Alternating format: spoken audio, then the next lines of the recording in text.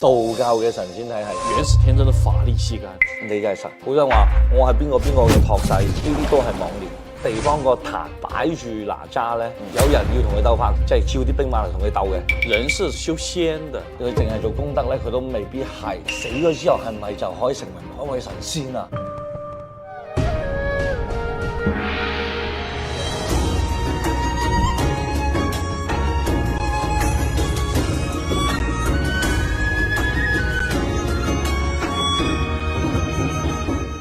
如果你想快一步咧，學習玄學啊，同埋一啲叫做道法術器嘅知識啊，了解自己，幫助自己身邊牽掛嘅人咧，咁就可以加翻我哋嘅 WhatsApp 報名上堂，福生無量。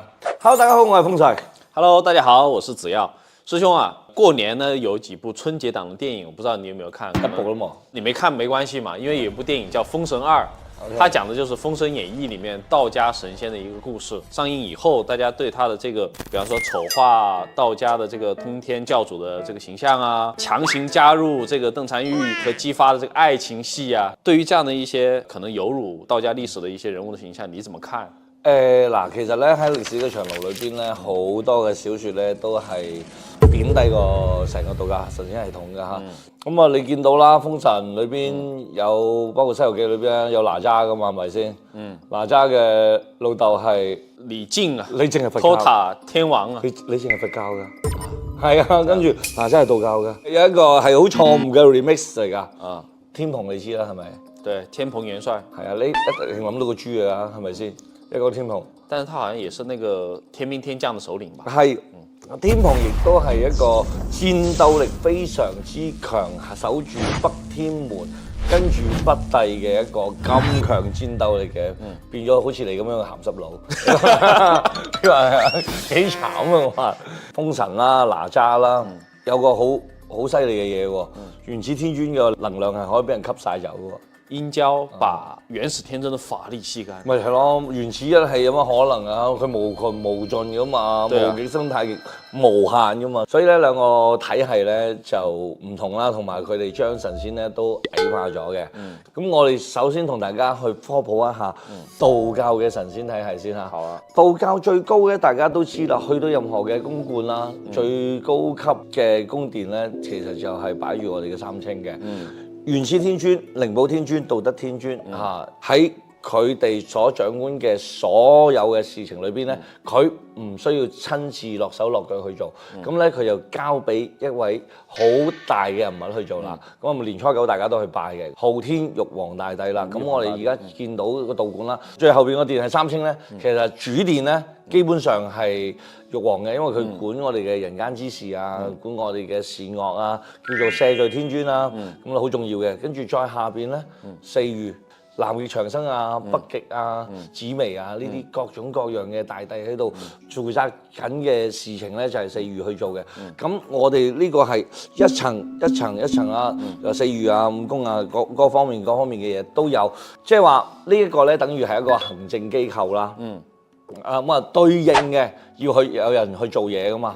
咁有個部門啦，叫雷部。雷部係啦，雷部裏邊嘅神將咧，我哋就知道九星玄雷星普化天尊啦，然之後下邊有趙公榮財神啦、王靈官啦，係啊，各種各樣嘅元帥去對應做唔同嘅事情嘅，包括地嘅事情有人做，天嘅事情有人做，你要請財啊，都有個趙公明幫人做。趙公明財神係啦，跟住呢一啲神仙下邊咧叫做比較出名嘅人啊，得道上去做嘅一啲神仙嘅，譬如話我哋講嘅八仙啦，張天師啦、許天師啦、殺天師啦。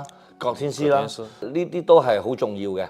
除咗呢啲之外咧，仲有地下嘅一批神仙，即係地府嘅。係啦，閻王啦，閻王係啊，我哋嘅東嶽啊，仲有牛頭馬面判官啦，佢哋都係管住唔同嘅地方嘅，所以天地人佢係有住一個非常之嚴謹嘅體系，見到3600位神仙各司其職，管唔同嘅嘢嘅。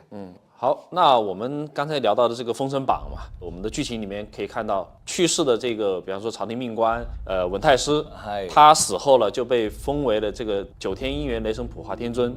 不是说之前说是修成了神仙嗎？怎麼他是死後被任命呢 ？OK 啦，嗱呢個問題問得非常之好啦。嗱好多人嚟跟嚟我學道咧，佢都俾呢個《封神榜》嘅呢樣嘢所誤會咗。佢話：我依家跟你修啊，咁我死咗之後係咪就可以成為某一位神仙啊？哇！我嗰陣時就真係想衝口而出，你咪睇《封神榜》睇多咗啊？咁有乜可係啊？有乜可能？我話我呢一世我都唔知我能唔能夠下一世過得更加好，你仲諗住直接可以飛升啊？咁我覺得呢啲就係影視劇對大家嘅誤解啦。咁咧，所有嘅神仙並唔係被任命、被委派嘅，而係通過個人嘅修為、修行，跟住到咗嗰個節點，你能夠匹配得到嗰個天嘅某一世，能夠真真正正悟得到呢個天俾我哋嘅任務之餘，我能夠將呢個任務踐行，融入咗去神仙應該有嘅一個職責嘅時候，你就與個天合埋咗一齊，咁你其實就係可以飛升啦。咁而唔係你死後，唔係㗎，真真正正嘅神仙係喺呢一度已經修成咗㗎啦。就不是說你死了以後，別人去把你任命的，是你自己修行。想講一樣嘢咧，乜嘢係神？你就係神。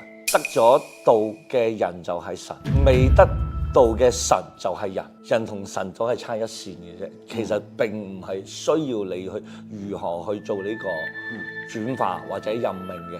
我哋真真正正過年，你係要拜神咩？如果真真正正我哋兩個都唔得到，我同你互相拜得㗎啦。係咪先？我哋係啊，神仙過嚟，首先我你悟到了，你就是神。呢個先真真正正係對神嘅一個比較強意識嘅定義。如果我哋係認為你有某些任務你就係神，你都係錯嘅。好多人話我係邊個嘅託世，呢啲都係妄念。咁佢哋可能俾啲小説啊，俾任何嘢，冇錯，洗腦嘅，或者就係佢嘅呢種參親痴造成嘅一個魔念嚟嘅。其實《封神榜》或者《封神演義》係俾咗好多人一種魔念，令到佢哋充滿咗各種嘅暗爽。